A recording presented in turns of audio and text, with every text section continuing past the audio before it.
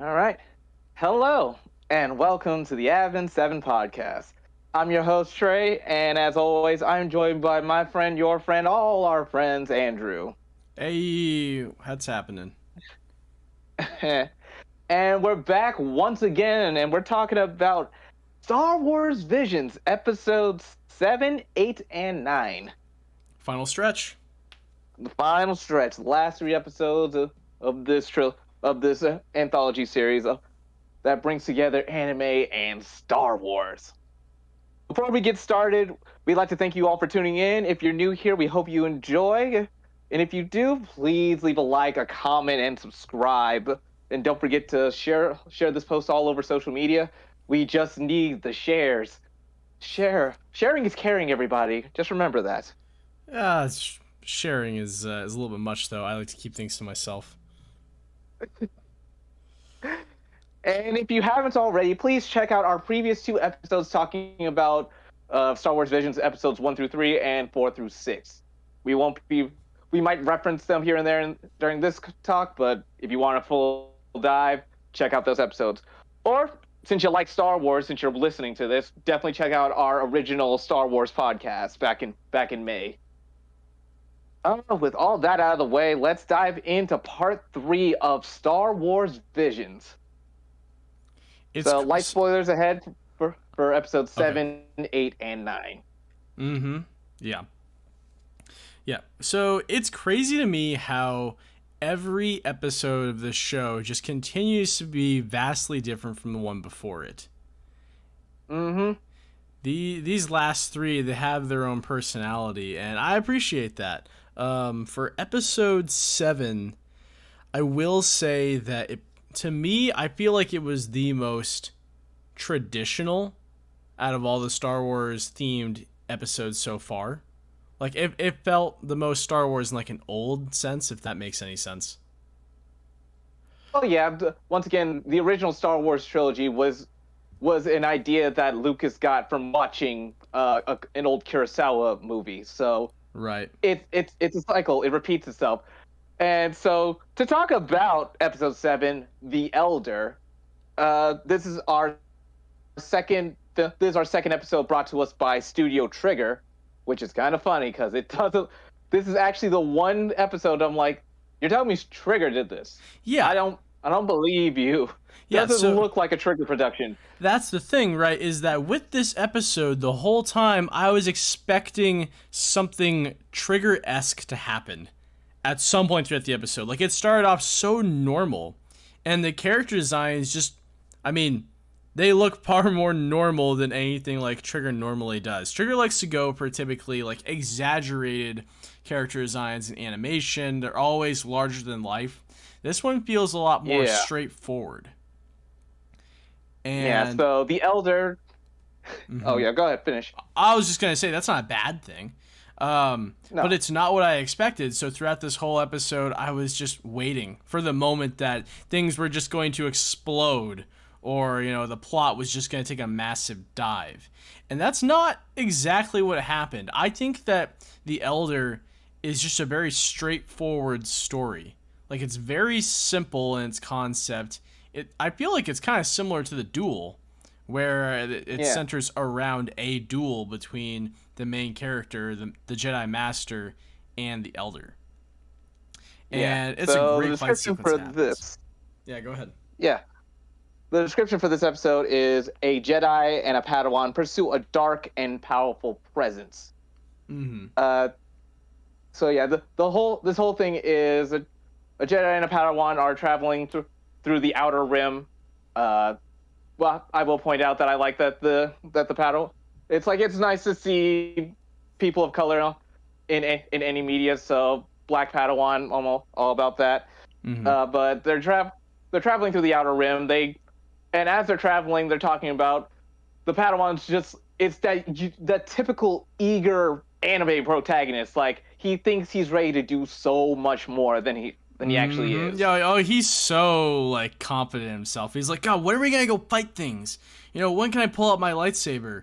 I want to go and see action. I want to be a hero. Like he's all impatient, very cocky type of like young, talented Padawan personality.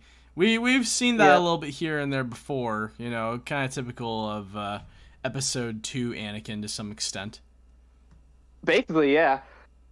And by the time, and as they're traveling through space, the master, the master of the two, feels a disturbance in the Force, and so they detour to a planet that apparently, well, the Jedi Master has been to before. Like he's one of those top tier Jedi that you only hear rumors about. It's like, is that the dude who? Yeah, that's him. He doesn't look much because the guy's kind of shabby looking when you really look at him. He looks almost like he looks like the kind of Jedi who's seen a lot of stuff and is just tired of it all. Mm-hmm.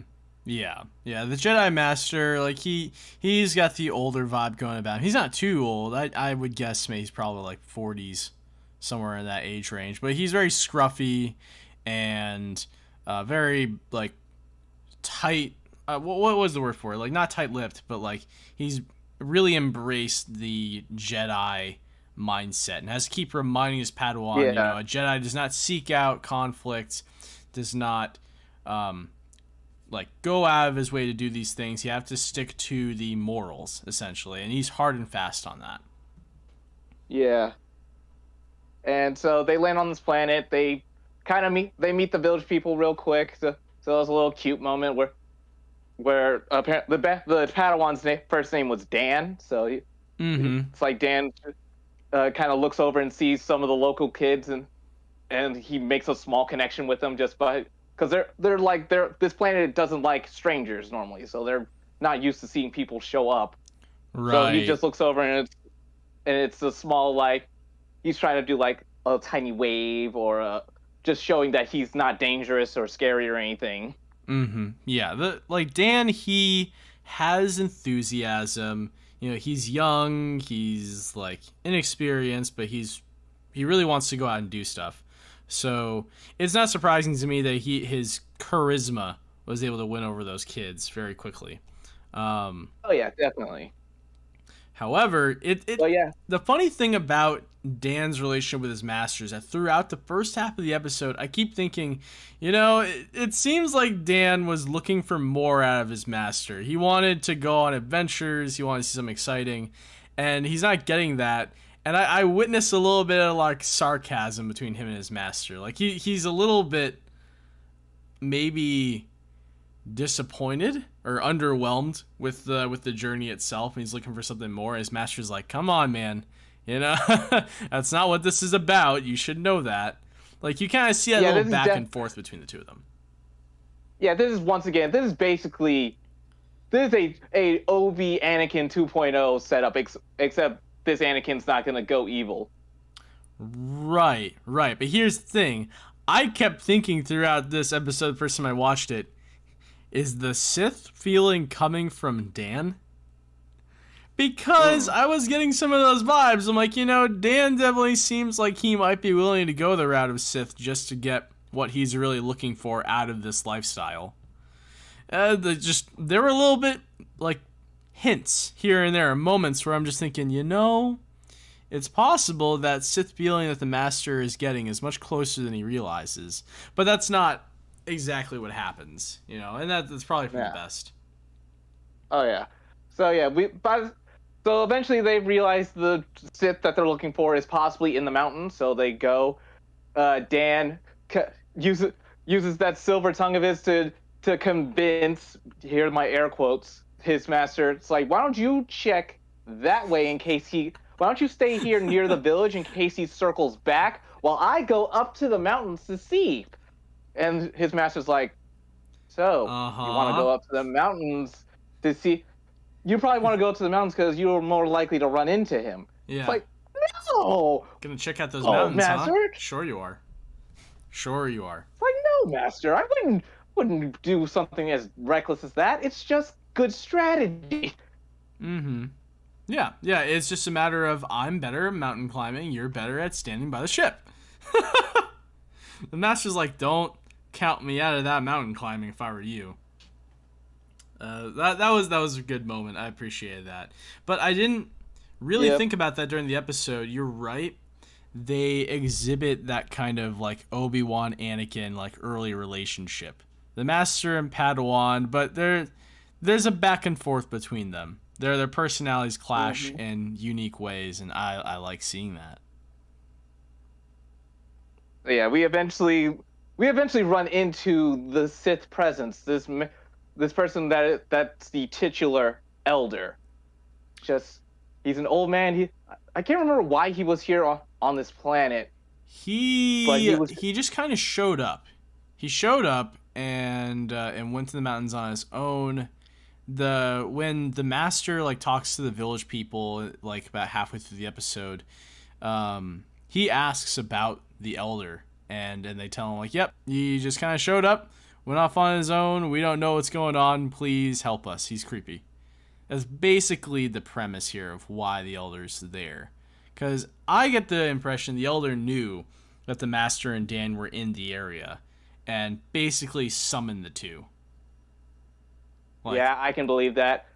All of this is very orchestrated by the elder, because when Dan shows up on the mountains and he discovers that like slain beast, where there's that just clean cut that only a lightsaber can do through its neck, that's when the elder finally shows up. Like it was bait, essentially. Yep.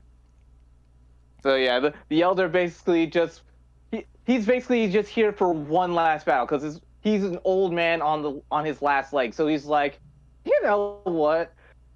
I'm gonna sit here and wait for the Jedi to show up. And then he gets the Padawan. It's like, you're not the Force presence I was looking for, but you'll be a good warm up. Yeah, that's basically what it is. It's a warm up. Pulls out double katana lightsabers. Yo, the second he pulled out those two, I was like, oh no, he's got two of them. And the way the elder attacks, it's like a pursuing attack where he's aimed them outwards away from him towards his opponent. Yep. Like he goes for like a lunging move. And that's terrifying. He's got two of them and he's trying to stab Dan, and Dan's got to like counter essentially with his one lightsaber. Yeah. The elder is also super fast, right? So even if Dan counters one blast, he's very spry for an old man. Mm-hmm. Yeah. Like, the elder just kind of whips around him, and it's not a long fight. I will say that. It is a rightfully very short duel between the two of them. Yeah, Dan's completely on the back foot the entire time until the Sith gets one good shot in. And I think he blows up... Afterwards, he blows up his ship. Oh, that happened at the end. I think That happened at the very end of the episode. Oh, okay. Yeah. He what happened first was like he defeats Dan by just being faster, and then when Dan blocks one of his lightsaber daggers, the elder just flips around and gleans right through Dan's waist with the other one. Just pew like that. And the second I saw that, I'm like, oh, he's dead.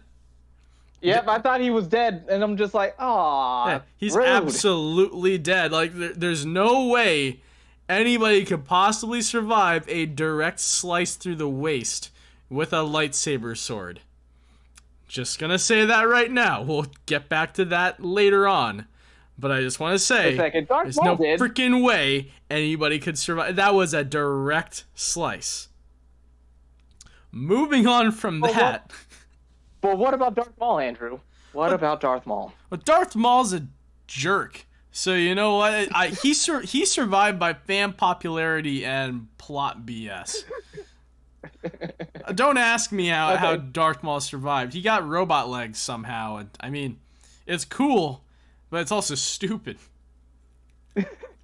But yeah, afterwards, Dan's master feeling both the disturbance. I think he was in contact, but he had heard that his Padawan had found the person they were looking for. So he rushed out there. The rain starts falling, and we get epic sword duel in the rain. Mm-hmm. Yep. Very, very tense scenario. The clouds all get gray. The rain comes. You know, this is a very traditional 1v1 samurai duel that's about to take place. Yeah, it's a solid fight. Like, this is excellent swordplay that I'm seeing here. The constantly making comments like you're a good fighter. This the is Elder exactly was what I've been waiting satisfied. for. Yes, the Elder was finally satisfied when the Master showed up and they had their fight. Because really, the Elder reveals he's not technically a Sith. Yeah. Not in the sense of like the ambitions that the Sith as a whole tend to go to. He's not all about like galactic domination or anything, or even taking on apprentices. He reveals that he, like, what's the word for it? Not ejected himself, but I guess just resigned himself from the Sith long ago so he could go off on his own path. And Yeah. he has just been challenging stronger fighters because that's all he cares about, is just being stronger, being the predator instead of the prey. He's all about finding new fights and new challengers. So that kind of feeds into what I said earlier about how I hypothesized that he summoned Dan and the Master there on purpose because he sensed them first. Yep. So yeah, but I love as the Master is being backed into a corner, Dan wakes up enough to force throw his lightsaber. He's not dead. Actually, before that, I love how the Master was able to take one of the Elder's lightsabers. During the duel, he was able to disarm and take one of his sabers, which was really cool. Yeah. So what happens is like the Elder lunges forward like he did at Dan, and the Master blocks one of the two swords. The other one, he just moves out of the way, grabs the lightsaber out of the other dude's hand with his other hand, and flips the Elder around, throws the saber up in the air, and slices it in half. That is just like A game right there. Top tier moves. Oh yeah. Then the Elder does his Palpatine impression and throws out Force lightning. When the Master said that technique, and then the lightning comes out. That was pretty cool. I like that. But yeah, Dan wakes up, Force throws his lightsaber to distract, because the Elder and the Master get into like a sword clash. They're trying to hold each other off, and Dan throws his lightsaber for a quick distraction, long enough for the Master to extinguish his lightsaber, put the hilt up to the man's chest, and reignite it. Just one shot, one kill. That was just clean. The way he just like crouches down, lunges forward, puts the blade right into his chest, and then just hits the on button. Dang, that was some cool stuff. I audibly yelped when I saw that. It was it was a good moment. So yeah, overall this episode is fairly good. It's rated 7 out of the 9 episodes according to fandom. So. Yeah, right. You know, here's the other thing about like the ratings of the episodes for me is that an episode lower on the list, I think the first thought that comes to anybody's mind is like, okay, those are the bad episodes, right? Those are the episodes that people didn't like. But these are 9 very well done short stories in themselves. Like, oh yeah, just because an episode is not at the top of the leaderboard doesn't mean that it's a bad episode or that it doesn't stand well on its own. I think that the Elder is a really good story, and I think the animation wise it's good enough. Yeah, it's just not the fan voted favorite, but that kind of leads into the thing we mentioned last time about Toby. And how Toby episode 6 is also kind of lower on the scale. It's not bad, it's just not the highest voted episode. I still think that among 9 incredible stories that are just, anime, for the record, Star Wars anime in general, like being at the lower end, it's not a bad thing. I think that's fine. It's not. Yeah, no, this is a solid episode. I'd probably put it... I don't know. I would have to do my rewatch to be like, okay, no, these shows, it's like all these shows are fantastic. I would recommend any of them to any anime fan. I would recommend them for anyone who's a Star Wars fan, because these are all just fantastic glimpses into a Star Wars universe that could be so much more than just the Skywalker saga. Right. So moving past the death of the Elder, the Master goes to take care of Dan because Dan is somehow not in two pieces. He's somehow not two different parts of a Kit Kat bar anymore. And as he's tending to Dan, the Elder is not quite dead. He has just enough time to pull out a little device, hits a button on this remote device, and his ship explodes. We get no evidence. He basically destroys any evidence we could have gotten for on the Sith at this point. Yeah. It's like, you get nothing. No, you don't get to know where this guy's been or who he really is. That's a story for another day. So that was super cool. I think that was the best way to end the fight because, an explosion just really caps it all off, right? Really has a sense of finality to it. Like, okay, well, it's over. And this wasn't necessarily a happy story. Like, things didn't end up, tied up neatly with a bow. Dan survived, but they had a very close encounter. And the thing that I feel needs to be touched upon the most in this episode is how Dan mentions to the Master, hey, you defeated the Elder, though. So you should be proud of that. Like, you defeated him, we won, right? And the Master says, no, I didn't win. Time won. Yep. The fact that the Elder was just too old by this point to win, that is what led to his loss. If we had met him just a few years prior, maybe he would have beaten us. Yep. And that's a pretty sobering thought. Mm-hmm. Yeah, I think that is the core message to take away from the Elder is, they won, but they got lucky. And the Master acknowledges that. So hopefully, hopefully they don't run in with somebody else that's on that same level of power, really. The Elder was scary. Dude was frightening, but he was only his design alone was terrifying. Mm-hmm. Yeah, oh man, the close-up on his teeth? Yo, I was eating lunch when I saw that. That was uncomfortable. They really animated that man's mouth, and I don't like thinking about it. He also kept smiling. His eyes, this terrifying smile. Beady eyes. Everything about him screams, I'm evil. I know I'm evil, and I'm here to murder you. Mm-hmm. Right. Evil incarnate. And so that is what Trigger designed him to look like. So overall, it was a good episode. But I think I want to trail back to what I said at the very beginning here of the conversation is that it's a good story. It's not my favorite. And I think visually, it's the most normal. Because every episode up until now, I think has had its own character in terms of aesthetic.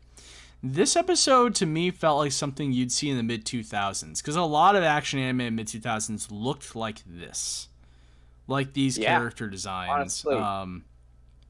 I'm not saying it's bad. I'm saying that it felt very par for the course. Like, if you think of anime and you don't watch a lot of anime, this is probably the art style that comes to your mind first. And for me, that made it harder for me to get really into this episode's story the first time around that I watched it. I coming high off of episode 6 and IG's episode 5, all the visuals there were just out of the park, and they still had their own character to this. To me, it almost felt like Trigger had sacrificed the character they normally bring to their stories, like with episode 3's The Twins, in order to create a much more serious tone, something that maybe Star Wars fans in general would come to expect more. And to me, I feel like it's an understandable decision, but it's not one that I would get behind personally. I like seeing character. Even with Toby, I gushed about how even though it wasn't my type of story, I had to massively respect its art designs, art direction, really. Yeah. Definitely. Toby's still good, Yeah, the Elder to me felt like it lacked character or it lacked personality in that department. Yeah, it doesn't stand out as much as it should. Right, it doesn't stand out that much, and the story is extremely straightforward. You can sum it up in one sentence. A master and his Padawan travel to a faraway planet where they encounter an old Sith dude and they defeat him in a duel. It's a run-on sentence, but yes. It's a run-on sentence. I could have shortened it. I could have shortened that even more, honestly. It's there's not a lot else that happens. There are no side characters besides these three to keep in mind. And it's a 13-minute story. It's like a 16-minute episode. So yeah, 16. Yeah, so not a lot of time to cover characters. I get that. But that's really, I'd say that's my one big qualm about episode 7 is that it almost felt a little bit too par for the course. Didn't feel like it had enough character to stand on its own. If I think about Visions, the first episode that's going to come to my mind is going to be episode 3 or episode 5. It's not going to be this one. Yeah. But I'm sure there's plenty of people out there that will swear by The Elder as their favorite episode for numerous reasons. Maybe everything I just said is something that somebody else would love about The Elder and say, this is what I'm looking for. I don't want larger than life physics or anything like that. I don't want, anything like what Production IG brought to episode 5. I just want this, just straightforward duel. And that's totally fair. I 100% respect that opinion. But to me, I look for character, and I feel like this one lacked in that regard. Yeah, let's move on to episode 8, Lop and Ocho. Okay. Gonna get this out of the way. Yes, it's the furry one. Shut up. Anime people like it when we have anthropomorphized animals. Screw off. I was gonna say, Trey, I bet this is your favorite episode. Considering you're the B-Stars / Odd Taxi friend of mine, like you're the one in this group who adores all those anime the most. That just so happen to be anthropomorphized, whatever the heck you call it. There's animals. There's animals in it. You like that, so I do like that because I'm a Disney fan. Yeah, Disney sure you has turned. Yes. Anyways, it's fine. Lop and Ocho is brought to us by the last new studio that we can talk about, Geno Studio. Yeah. The only thing I can find about it is that it's done a few other things, but its big hitter is Golden Kamuy. So anyone who likes Golden Kamuy, this is the anime. This studio brought us Lop and Ocho. I did not watch Golden Kamuy. I don't even really remember the art style for that show. But Lop and Ocho, holy cow. Like, by a landslide, this episode has my favorite visuals. Like, yep. Everything in this episode is gorgeous, and I can tell the studio put a lot of effort into their backgrounds. The backgrounds, the landscape, the world that these characters inhabit. I've never gotten such strong Blade Runner vibes from any other episode of Star Wars Visions so far. This is the first one where I just kept thinking, they've got corridors, they have like what do you call it? You have like a city that's clearly very run down. They have a market. They have markets, yes. Yes, they have markets. They have lots of congestion within this city that everybody lives in. And then beyond the poor suburbs, you have the larger, richer buildings. You have the ocean, the ocean landscape there, the beach line, and then you have the Star Destroyer that's off in the distance, all by itself, hovering over a massive empire-built city in the ocean. Yep.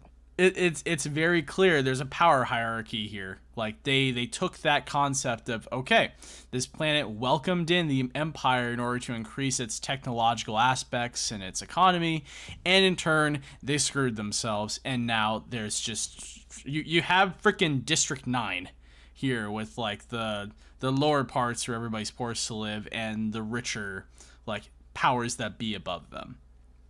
So I'm going to argue slightly against that because the way this story is set up, it actually feels more like a closer community. This world building feels more like this is a village where there is a slight hierarchy because there is one head family that basically built this city beforehand and has been running it and protecting it for generations until the Empire comes in and offers them a deal to advance, to make themselves better. And not everyone's happy about that, but this is where we get our conflict. So the description for Lop and Ocho: a family is torn apart, is torn about what to do when the Empire encroaches on their planet. So the Empire is just now showing up and offering, yes, we have the resources that you need to make your planet even greater than it is now. Just give us what we need, and we will give you all the support you need. Right. Well, the Empire's been there for a while, though. Like, by the time that we like really get into this story, maybe like in the very beginning, it's just started, but you can already see slavery has enacted itself visibly in the first few scenes of the episode. So that is possible. So the way I think this is set up is because if we were using the official Star Wars timeline, this story would take place between episode 3 and 4. And the idea is that Lop, a bunny girl alien, was in slavery during the time of the Separatists, during the Clone Wars. Eventually she was brought in / freed on this planet once the war was over, and was adopted by the head chief of this village. She was adopted into his family, and we flash forward a few years later, and the Empire has officially come to this planet to offer them resources in exchange for whatever they have, in exchange for control. Okay. Because that's I was under the impression that she was enslaved by the Empire, and they like brought her here with them. And it was just that. But if they hinted that she was actually enslaved during the Separatist era, then that makes a little bit of difference. Yeah. Well, I will say could be wrong. that... Please feel free to correct us in the comics, people. I will say that Lop's like overall character design, very well done. Like I do like good character design. They gave us a protagonist that we could really, follow and be interested in. She gets taken into this family and she grows up with them, and then 7 years later happens. Like 7 years quickly passes during the prologue of this episode, and she is with her family that have now also gotten older, and they're essentially trying to bomb the Empire-built city off away from the shoreline. And I just want to mention, I think I've said it already by now, but man, this episode moves fast. Like really, really fast.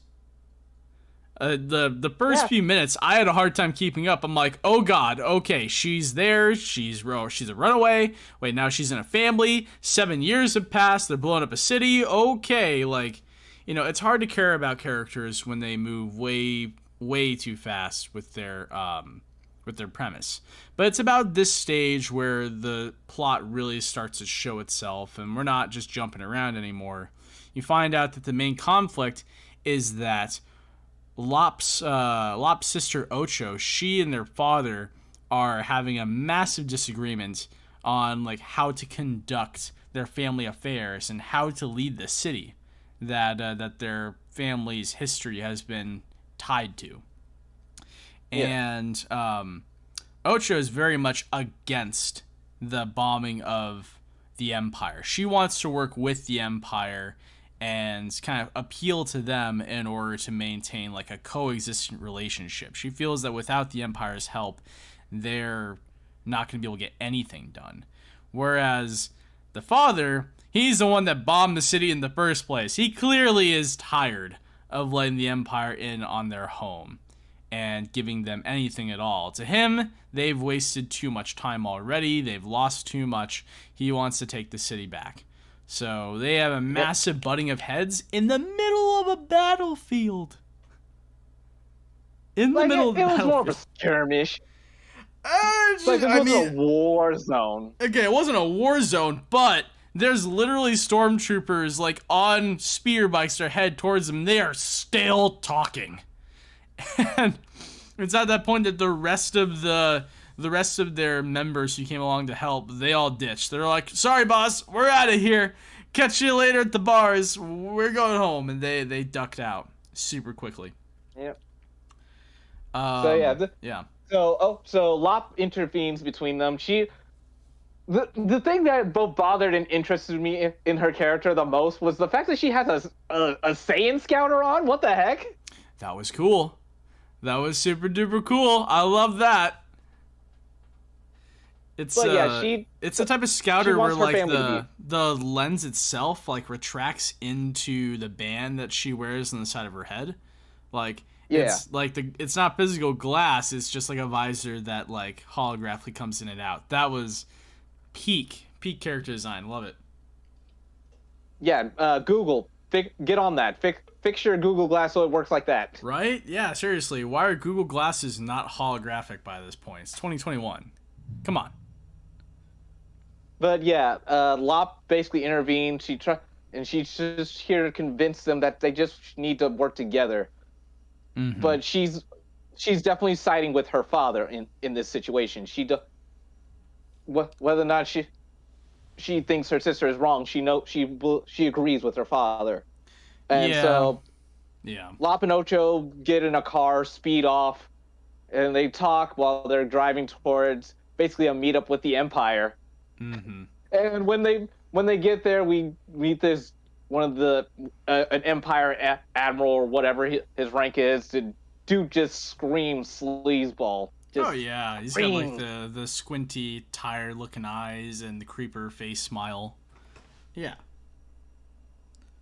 And so Ocho, to officially claim that she is siding with the Empire, cuts off her braid, and then bites her thumb and paints the blood on the corner of her eyes for like that almost kabuki style. It's like, but that's you don't put blood on your eyes like that. That's how you get pink eye. That's actually how you can get pink eye. Yeah, that was a little bit dramatic. I don't think that siding with the enemy like that needed to be such a show, but I mean, I don't know, like, she gives the impression at first that Ocho, like, is forced to go with the Empire. Like, she made a deal with them, didn't follow through, so now as recompense for her father screwing things up, she's got to side with the Empire now. Kind of a forced terms of agreement for her. But in this moment, when she cuts off her braid and the blood eye thing, I'm just kind of like, do you actually want to do this? Because it sure feels like you want to. But yeah, moving on from that, we get a passing of the torch ceremony, basically, where Lop's father coming to terms with he's basically lost one daughter. He's not going to lose the other yet. And he decides that she is going to inherit the family heirloom, which is a lightsaber left by a Jedi eons ago. Mm-hmm. It has been handed down in their family for generations. And it's a real heartwarming moment because this becomes less about blood ties and more about true familial bond. No matter what anyone says, Lop is a member of that family, and she has now earned the family's birthright. Right. Yeah. It's at that moment that Lop's father finally admits that he may have looked down upon Lop because she was of a different race, a different species, and, they took her in when she didn't have anything else in her life. He felt bad for her and to some extent probably pitied her and didn't look at her as a full-fledged member of his family. But it's in that moment he admits that he was in the wrong for doing so and that he cares about Lop and that she is now the direct, I guess you call it, heir to the throne of this family. He has acknowledged her as being the rightful heir and provides her with the saber. And one of the coolest moments of this whole show, he puts his hand on the floor and all the blue rings come out, and it was just a really cool show. Oh yeah. So this fight. So eventually, her father heads off to face off against Ocho, try to bring her back, but so it's like basically storming the castle. The father's going to run off to try and save his daughter and save his planet at the same time. He brings on his seconds, all the people who trust him. They're going to fight the Empire with what what is basically a mix of which is basically like space themed samurai warfare. It's just I love this. I love this series because you keep bringing in weapons that aren't space themed but are Japanese, and you try and make them space themed, and it's just like, I love you, Japan. Yeah, you keep doing you. Yeah, well, so Law pulls out the lightsaber, and it's a samurai blade again. The fourth or fifth time in the series this has happened, and there's even writing on the blade itself. Yeah, it's you look an really actual closely. Japanese. Yeah, it's got a Japanese katana hilt. I'm just like, holy crap! That's they took their liberties with this one, but man, it's cool. That was a badass moment. Yeah, we eventually Lop figures out that her dad's basically going, and he's kind of resigned himself to death if he doesn't bring his daughter back. And she's like, I have to stop this. So she rushes off into the rain to fight her sister. And what precedes is a very cool martial arts fight that I just love. Absolutely good. Not my favorite, not the best one, but so good. So I do want to mention that when Lop jumps in the hover car to go drive off to save her father and save her sister, it also looks very Blade Runner. The vehicle that she's driving, it's a hover car, but it's a very Blade Runner-esque hover car. And the central highway that she has to take to get to the ship again is just can't help but love every moment of that about it. I gushed over this episode's visuals hard. But when you get to the facility itself and you see Lop and Ocho's father fighting Ocho, I realized in that moment, wait a second. He and his men are fighting Ocho and the stormtroopers with legit swords. Yep. That's just the coolest thing. Why not? Why not? Screw the blasters. We're just gonna fight. Forget that we're wearing hard-shelled armor. I'ma still pierce you with my 100-year-old dagger. Yeah, let's go. Let's go. Yep. Like I said, they're just using regular technology. They're using regular Japanese weapons to fight the Empire, who have lasers. And it's working. It's actually working. Thank you. Thank you, Star Wars. I appreciate it. That's a scene that I'm gonna look back on with great admire. Yeah, it eventually just ends. The battle gets down to after the dad gets blinded because he's only had one eye up until this point, and Ocho just slices his other eye, so now the man's basically blind. Right. And Ocho steps in to save him, fight her sister, and try and convince them to become a family again. Mm-hmm. And the battle is just fantastic. I love Ocho's weapon that she uses. I think it's called the Zhang Se, and it's just really cool. Wait, did they say the name of the lightsaber? Oh, no, you're talking about the weapon that Ocho was using. Okay. Yeah. I didn't realize they said the name of it at one point. They didn't say it. It's a traditional kung fu weapon I've seen a few times. Gotcha. Okay. So, are they fighting on the Star Destroyer that's above the facility? They're just fighting on the dock next to where the Star Destroyer is parked. Okay, cool. Because the opening from that dock, you can see cherry blossom trees in the background as Lop and Ocho are fighting. How cinematic do you have to get? These art background designers, they just went overboard with this show.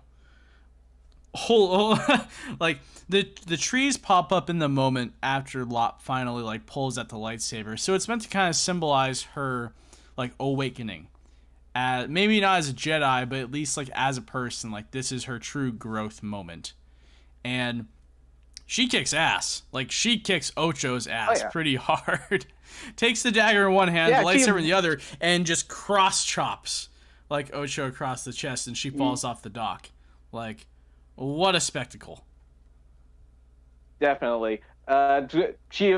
Lop awakens her latent force abilities, so that's even cooler. It's like, not only does she just have a lightsaber, she's a Jedi. She has the ability to tap into the Force, which is great. She's gonna be a Jedi now. Hell yeah. And the story basically ends with the fight. Basically ends with a couple things happen. So they have their little droid that the family has. It was used to take a picture of them when Lop was officially adopted into their family on the first day. Yeah, Ocho smashed that thing through the face, didn't she? Yes, because she was like, she's trying to say we're not a real family. Was this a little bit of an escalation? What would you say has been an escalation? Her opinion that, we're not family anymore. It's like, weren't you just talking about how much you loved your father and cared about him like 5 minutes ago? 50-50, like, she's really upset because Lop now has the family heirloom. Yeah. So it's just like, like, how dare you take that sword? That sword belongs to me, the rightful ruler of this planet. Essentially, is what she's trying to get across. Maybe she shouldn't have teamed up with the Empire. Yeah. So once it's fair. Ocho's been. Sorry, go ahead. Yeah, Ocho gets knocked off the dock. She gets saved by the Star Destroyer / the Empire, and flies off for the time being. And that just leaves Ocho with the broken hologram picture that's been showing to be like, yeah, this is that sad, heart-wrenching moment of, you see this picture? This family's broken. We have to work, and this is going to be Lop's journey to put her family back together. Yep, that was it. The episode ends after that, which, I mean, the main point of this episode alone was to have that battle and to show Lop's evolution as a person. But it's open-ended, leaving for more to possibly be told if people really like this episode. Mm-hmm. I personally think that you could make a full TV series out of this.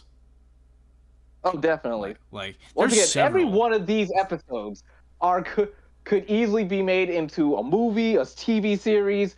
Just do something with this Star Wars instead of just teasing us. Right, exactly. Like Visions, with each and every one of its stories, does just enough to set the stage for something more. But you gotta ask for it. You gotta hope for it. The stars have to align properly.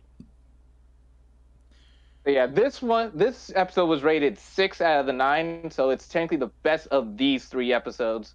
Gotcha. Okay. I'm surprised that it's so low on the list. It's around 6. But I remember you mentioned that The Duel was like rated number 1. And yeah, I could see how a lot of people maybe just would prefer something aesthetically like The Duel over Lop and Ocho. But I want to point something out. I had to watch very closely in this episode to recognize that the studio, they added a projector film overlay to the episode itself. Okay, that's why I wanted to ask. Was I crazy, or was there like a film grain on the episode? Yes, there was a film grain. That did happen. If you look very closely, you will see that the image itself is shifting a little bit, just a small infinitesimal amount, a little bit throughout the whole episode, and there's film grain on there because it's meant to look like you're watching the episode on a movie theater screen. It is meant to mimic the old film projector film grain of the OG Star Wars movies. Oh my god. And it is so subtle that you wouldn't see it from far away, and you wouldn't even maybe notice it in the episode if you weren't paying full attention. But it's there.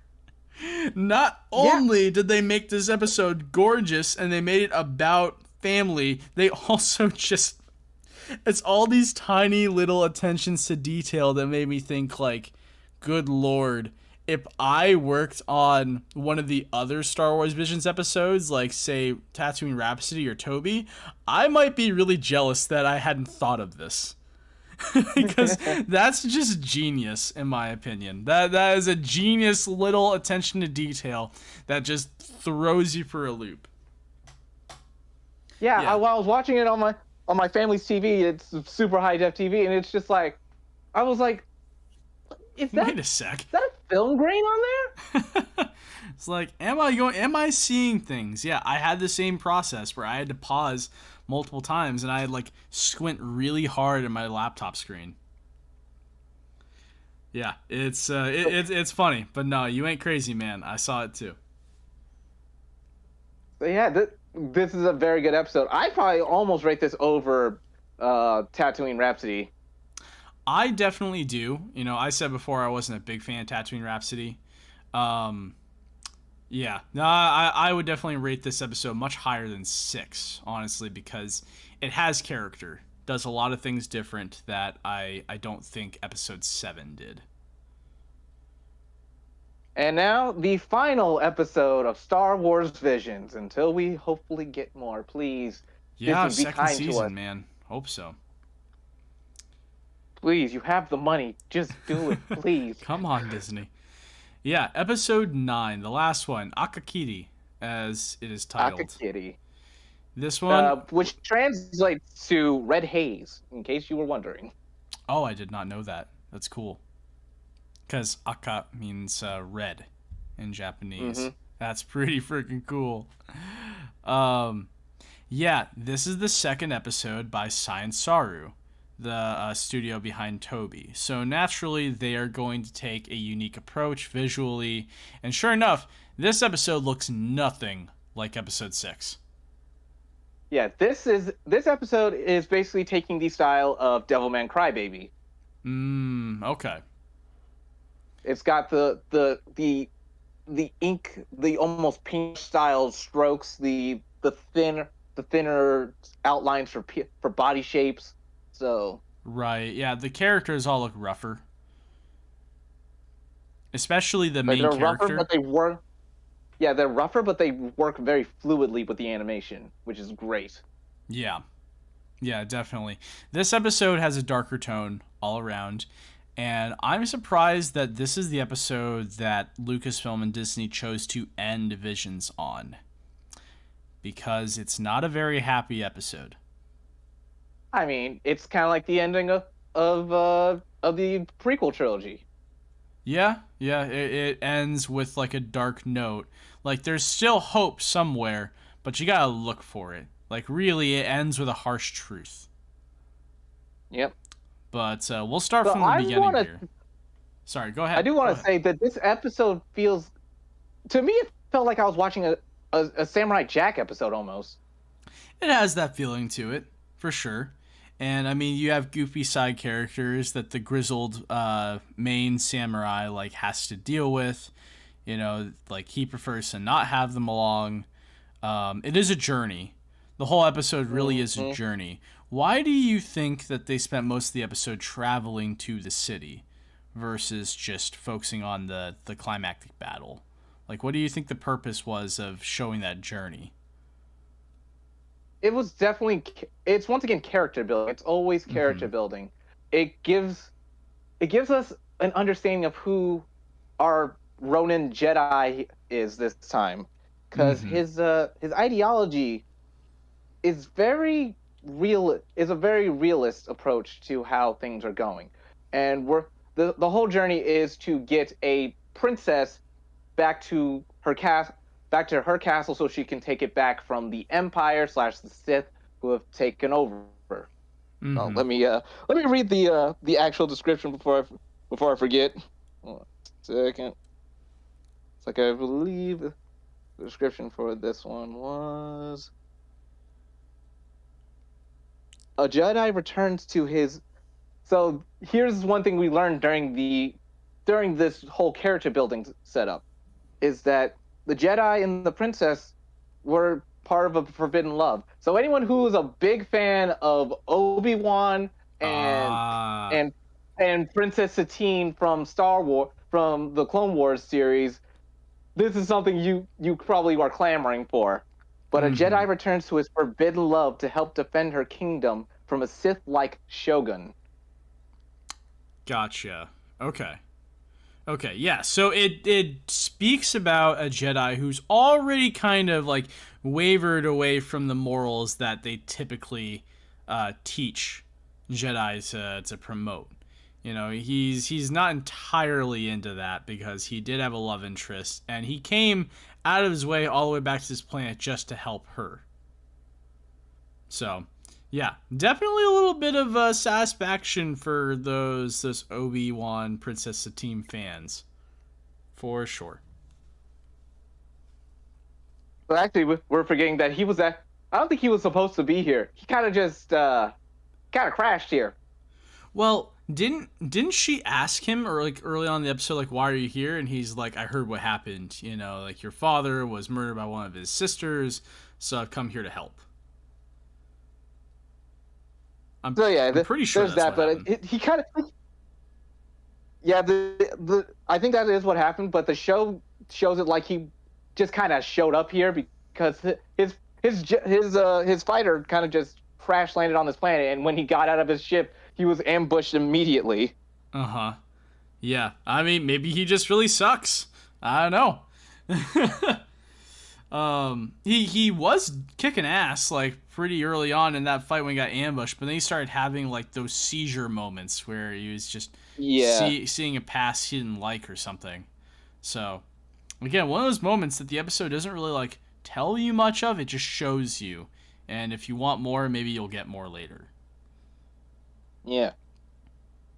So yeah, it's a journey with him, the princess, and two very fun, very very obnoxious side characters who are people who know how to get through dangerous parts of planets. That's just their whole thing. There's like one's a guy who knows all the backway passages, and the other one's the guy who knows people that can help them get safe passage. Mm-hmm. Right, right. So they And I was right. So one of the side characters is George. Is George Takei? Yep. Holy crap. Why George I Takei? thought I heard. Why? I mean, you're right. I can hear it now that I think about his voice. George Takei, why didn't you get a bigger role?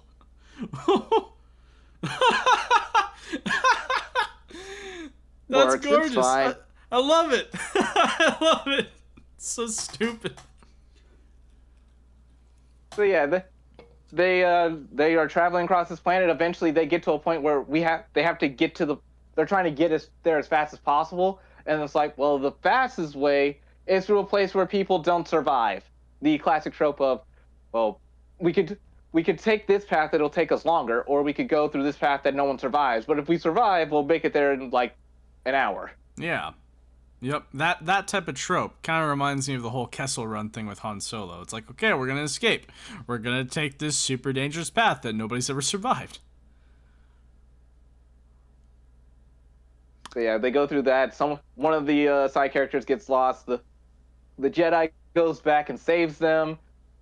It's a lot of showing his character. Like he's willing to go out of his way to save someone he finds annoying as heck. He has not shown any care for them, except for the fact that he went back to save them. Right, right. I mean, he did go save them. Should he have done that? But whatever. It shows goodwill. It shows that the Jedi here, he's not like so far gone that he wouldn't like sacrifice himself to help others at least. Mm-hmm. So eventually they get to the palace, and the face-off with the Shogun is really cool because Science Saru did something really fun with the lightsabers. They move at a sync with the natural frame rate. So it's like so the lightsabers kind of are almost jittery. Like when you hit that spring doorstop on the ground, instead of it looking like one solid one, it looks like two. So the movement's like you can see it in two places as it's moving. That's pretty cool. Okay, I did not notice that during my watch through. It's little attention to details like that in terms of battling. With lightsabers, you can kind of mess around with the visuals a little bit to achieve like whatever blurred aesthetic you want, or you can make it sharp and accurate to the frame rate, whichever floats your boat, really. They're just wielding traditional lightsabers this time. They didn't have sword-shaped sabers like almost every other episode in this show. So yeah, this was closer to a traditional Star Wars battle. It's got a Japanese feel to it. I mean, it was closer to a traditional duel until the main character lost. Yeah, he lost. Well, actually, he didn't lose. He held off the Shogun long enough for her to just start chucking. Like, she asked some of her subordinates to start attacking him, and while he's still suffering from his headaches, he starts striking them down, and then he strikes down one he wasn't supposed to.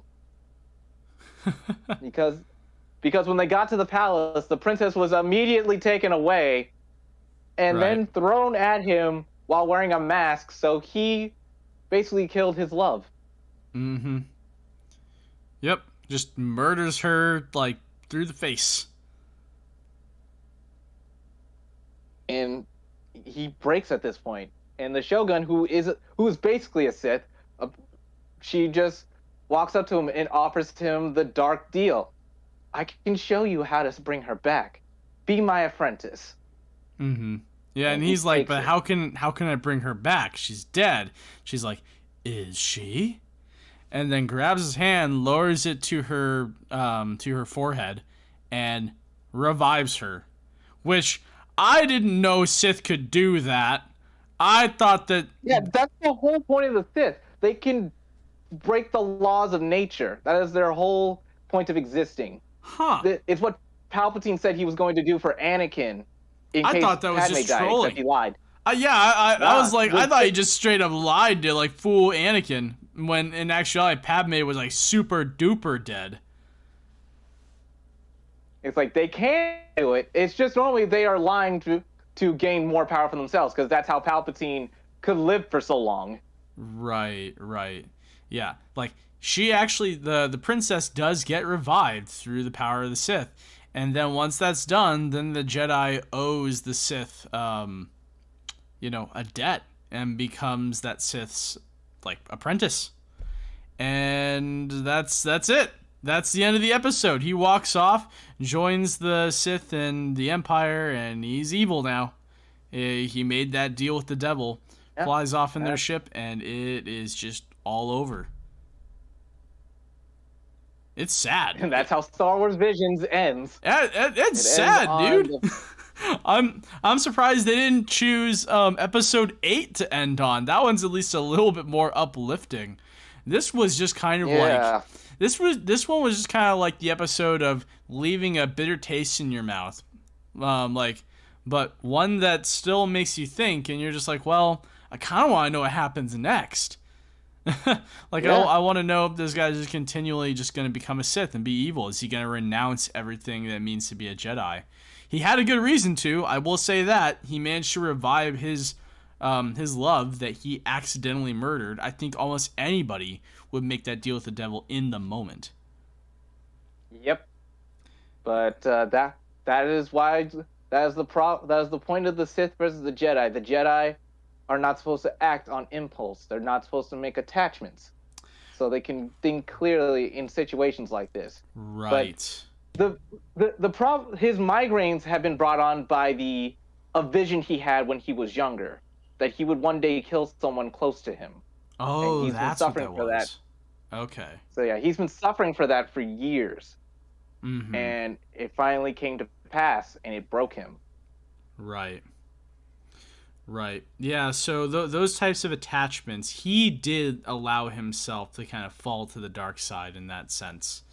He didn't hold steadfast or true to the values of being a Jedi. And I mean, it's not easy. It's absolutely not easy. But that's kind of the course that his life took. He had those visions from early on. They came to pass. And I mean, the moment he fell was the moment that he accidentally killed his potential wife. So yeah, I think that what happened, it didn't feel like a subversion of expectations. I think that was a natural build up and conclusion to the specific story that Science Saru set out to tell. Think about this. Think about this. It's a starkly different story from Toby. Oh, definitely. This is like the other side of the spectrum from Toby, and they both came from the same studio. Holy crap. Yeah, once again, this is the studio that gave us Devilman Crybaby and Keep Your Hands Off Azuken. These shows are diametrically opposed in content. Mm-hmm. It just goes to show that, especially with animation studios, if you give them free reign to tell a story within this greater expanded universe, there's a lot that can happen. And a studio isn't resigned to just one style of storytelling or one type of like art aesthetic. Like they can do multiple things, especially Masaki Yuasa's studio of all studios.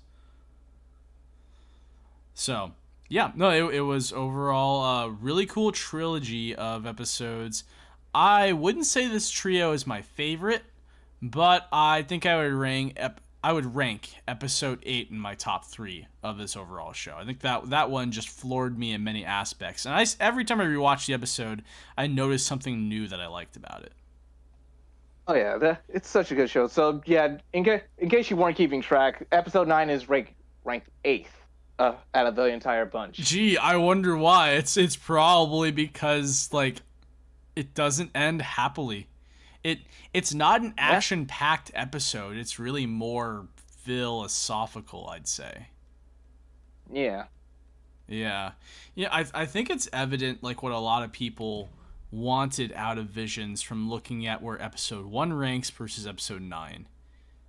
Like, and that's just kind of how it's going to go.